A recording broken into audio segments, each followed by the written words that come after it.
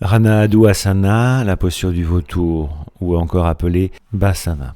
On se place assis, les jambes bien écartées, mais pliées, les genoux en hauteur, les pieds bien à plat, qui le resteront toujours le maximum possible tout au long de la pratique.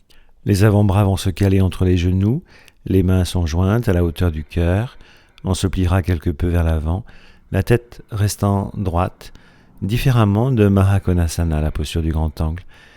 Sur une expiration, on va descendre. On ne force pas.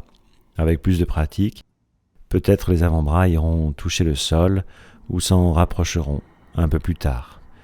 Les genoux doivent rester pliés. Les jambes ne s'étendent pas au sol comme dans Mahakonasana ou Mahakurmasana, la grande tortue.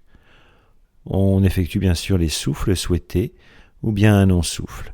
Les yeux ouverts avec un point en face ou fermés sur Nasakra Drishti si on travaille sur les chakras du bas ou en Brahmadhya Drishti si on travaille sur le chakra du cœur. On pourra commencer par quelques souffles égalisés, inspire-expire ou en doublant l'expiration.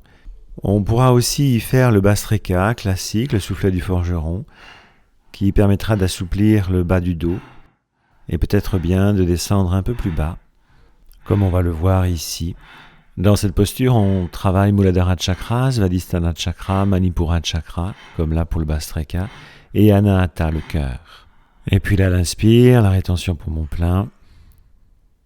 Mula Bandha, bien sûr, la contraction périnéale, le placement de Ketchari Mudra, la langue. Uddiyana Bandha, dès qu'on fait des rétentions à vide, on y revient dans un instant. Nasakra Drishti Mudra, la fixation sur le bout du nez, comme on l'a dit, ou Brahmadhya quand on sera sur le cœur. La fixation convergente sur le point intersourcilier. Après l'expiration, suite au soufflet abdominal, on va pouvoir faire un pranayama. Et puis ensuite, en travaillant soit sur le chakra racine, soit sur celui du pubis, on pourra faire le 1, 2, 4. Un temps j'inspire, 2 temps j'expire et 4 temps je fais la rétention à vide. Par exemple, ici, un petit temps de 3, 6, 12. 12, je retiens poumon vide. On effectuera Uddiyana Bandha, la rétractation du ventre, à vide. Comme on le voit ici, les coudes, les avant-bras sont au sol. On est davantage plié, ployé vers l'avant de soi. Les pieds ont tendance à se soulever, évidemment, plus on est bas, plus les coudes, les avant-bras toucheront le sol, en fonction des structurations du corps de tout à chacun.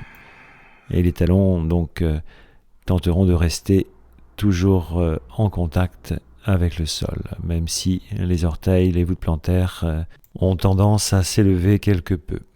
Également, on a tendance à abaisser la tête, et il s'agit d'en prendre conscience et de la relever, de la redresser. La tête est toujours bien droite.